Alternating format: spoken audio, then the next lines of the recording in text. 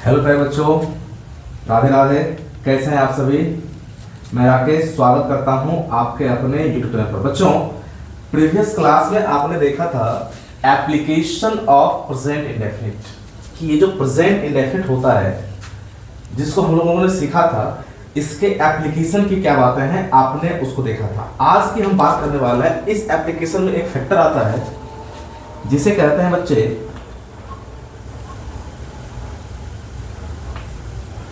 Adverb of frequency. बहुत ही प्यारा एक वर्ड है एडवर्ब ऑफ फ्रीक्वेंसी। मतलब यदि आपको मैं समझाऊं कि बच्चे एडवर्ब क्या होता है, इसकी चर्चा हम लोग सीखेंगे पार्ट्स ऑफ स्पीच में, लेकिन अभी कुछ समय के लिए बातें करते हैं।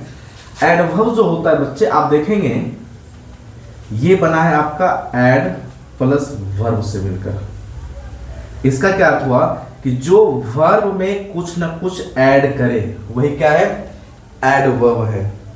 इसका अर्थ क्या, जो वर्ब के बारे में आपको डिटेल्स जानकारी दे वही क्या है बच्चे, एडवर्ब है। तो एडवर्ब केवल वर्ब के बारे में ही नहीं बल्कि एडजेक्टिव के बारे में भी आपको इंफॉर्मेशन देता है। तो ये हम लोग सीखेंगे एडवर्ब की क्लास में। अभी याद रखना है कि एडवर्ब क्या है, जो वर्ब में कुछ बातों को ऐड करता है। तो adverb of frequency, adverb of frequency में कुछ वर्ड आते हैं, जैसे आप देखेंगे ऑलवेज, आप बात करेंगे नेवर का, आप बात करेंगे डेली का, आप देखेंगे every day,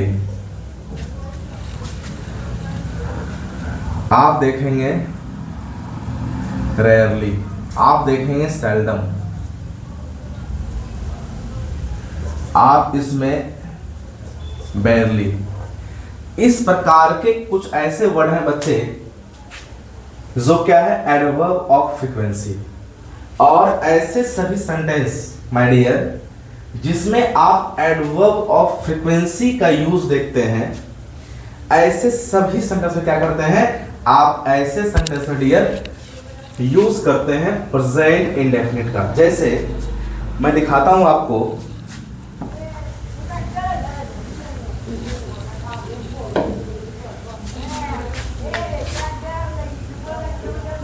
I always go there to meet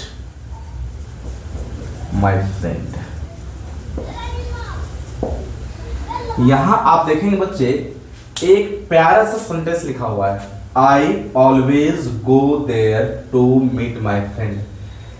I always go there, आप देखेंगे यहां गो क्या है, यहां बच्चे गो आपका वर्ब है। और इस वर्ब के लिए क्या लाया है आपने लाया है ऑलवेज, जो क्या है बच्चे, जो आपका एक एडवर्ब है। क्या है, एडवर्ब। अब देखिएगा इसको, जब आप ये देख पा रहे हैं I always go there to meet my friend, मैं हमेशा जाता हूं वहां, टू मीट माई फ्रेंड, अपने दोस्त से मिलने के लिए। सेंटेंस में तो यही है।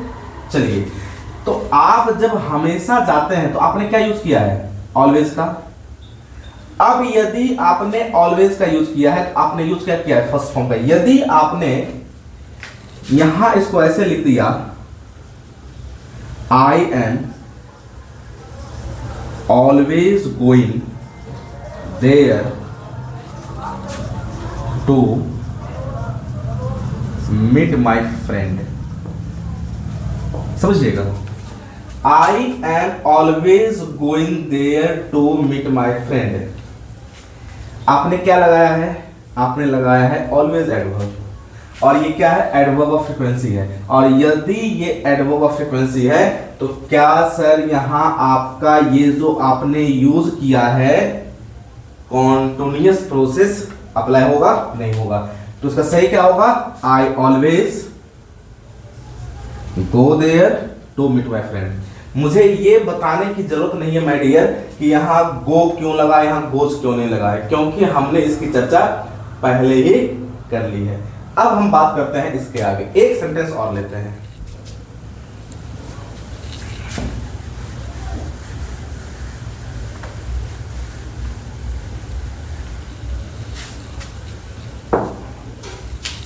आपने कहा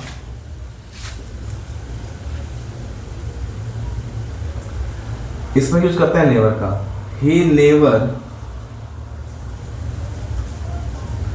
comes here for me, he never comes here for मी, वह नेवर कभी नहीं आता है यहां फॉर मी मेरे लिए। अब यदि मैंने इसको लिख दिया यहां, he is never coming here for me, गौर कीजिएगा, he is never coming here for me. अब देखिए आपने क्या यूज किया है, नेवर का। नेवर क्या है, एडवर्ब ऑफ फ्रीक्वेंसी है, और यदि ये एडवर्ब ऑफ फ्रीक्वेंसी है माय डियर, तो क्या यहां अप्लाई होगा कॉन्टिन्यूअस प्रोसेस? नहीं होगा। सही क्या होगा, वही करेंगे, he never comes here for me. अब देखिए यहां कम्स क्यों है, क्योंकि आपका ये जो सब्जेक्ट है सर, ये आपका सिंगुलर है, इसलिए आने वाला भर भी क्या होना है, वो आपका होना है एस मींस सिंगुलर। और आपने क्या यूज किया, कम्स, क्योंकि जब आप फर्स्ट फॉर्म में एस एस का जिक्र करते हैं तो वो क्या होता है, वो आपका फिफ्थ फॉर्म होता है, और उसे क्या कहते हैं हम लोग, उसे कहते हैं सिंगुलर। आपको मैंने इसकी भी जानकारी दी थी कि यदि ये कम है COME तो यहाँ ES क्यों है। जैसे मैंने सिखाया था आपको कि यदि कोई वर्ब है और उस वर्ब का एंडिंग किससे हुआ है, वॉवल लेटर से हुआ है, तो उसमें क्या करते हैं आप, एस नहीं ES को ऐड करते हैं। यदि ये फर्स्ट फॉर्म है तो इससे जो फॉर्म बना वो क्या बना, वर्ब का फिफ्थ फॉर्म। ये था PL प्लूरल, ये बना क्या, ये बना सिंगुलर। तो अब आपने ये सीखा था माय डियर कि यदि इसके अंत, जैसे हमने लिया एक यहाँ इसी वर्ब को लेते हैं COME, यहाँ पे क्या दिख रहा है, E, मतलब AEIOU, वॉवल लेटर में आपको यहाँ E दिख रहा है, तो क्या इसमें हम ES ऐड करें, COMEES? नहीं। क्यों, क्योंकि ये क्या है, कम्स, और कम्स क्या है, ये है हिसिंग साउंड, हिसिंग साउंड। और आपको ये बताया गया है बच्चे कि जहां हिसिंग साउंड हो वो वर्ड क्या होता है, गलत। इसका सही क्या होना है, इसका बच्चे सही होना है COMES।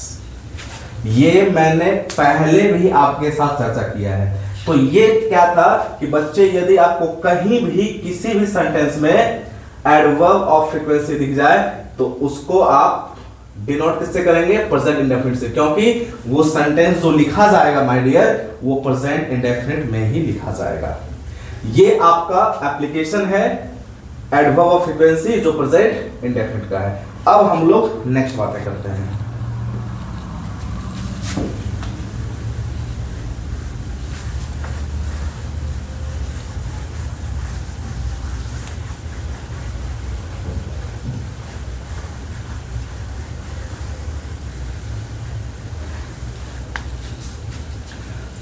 आप देखेंगे बच्चे, एक हमारा कॉन्सेप्ट है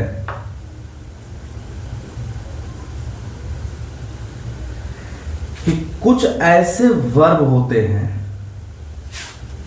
ओके, जिसमें कभी भी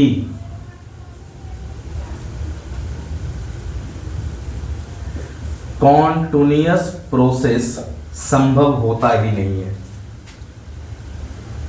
इसका क्या अर्थ है सर, कि वो जो वर्ब है कभी भी कॉन्टिन्यूअस प्रोसेस के साथ आ ही नहीं सकता। इसे आप डिनोट कर सकते हैं कि ये आपका स्टेप फर्स्ट है।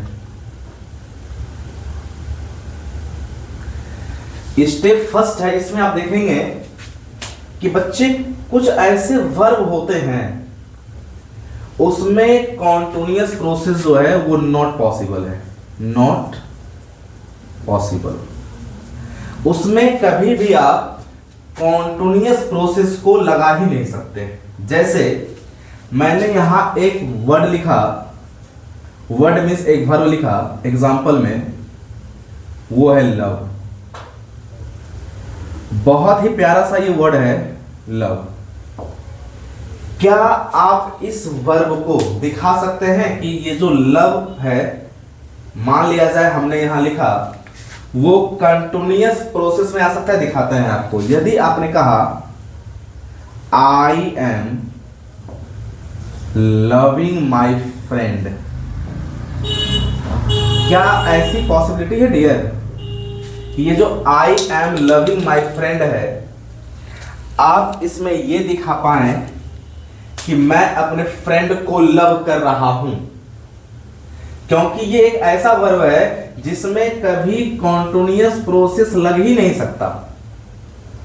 मतलब ये ऐसा वर्ब है जिसमें कॉन्टिन्यूअस प्रोसेस संभव ही नहीं है। और यदि ऐसा सेंटेंस है तो ये क्या है? ये सेंटेंस बच्चे इररफुल सेंटेंस है। इसका सही क्या होना है? इसका सही होगा आई लव माई फ्रेंड। अब देखिए, यदि आपने देखा आई लव माई फ्रेंड, ये कैसा सेंटेंस है? ये एक ऐसा सेंटेंस है जिसमें आप क्या देख रहे हैं? फर्स्ट फॉर्म का यूज हुआ है। मतलब ये क्या है? ये प्रेजेंट इंडेफिनिट का है, जिससे आप सिंपल प्रेजेंट का भी कह सकते हैं। ये आपने देखा कि ऐसे वर्ब जो हैं जिसमें कौन कौन सा नहीं हो। अब दूसरी बात, एक ऐसा वर्ब जो स्टेट को शो करता है। मान लिया जाए आपको पता है बच्चे कि ये जो वर्ब है